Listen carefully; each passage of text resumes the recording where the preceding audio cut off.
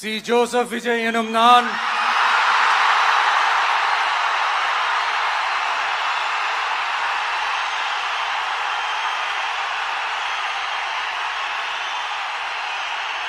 சட்டப்படி அமைக்கப்பெற்ற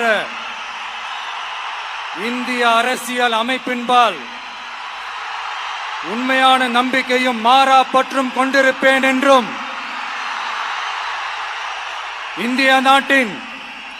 ஒப்பில்லாத முழு முதல் ஆட்சியையும் ஒருமையையும் நிலை நிறுத்துவேன் என்றும்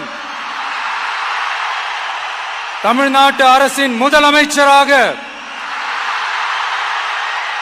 உண்மையாகவும் உளச்சான்றின்படியும்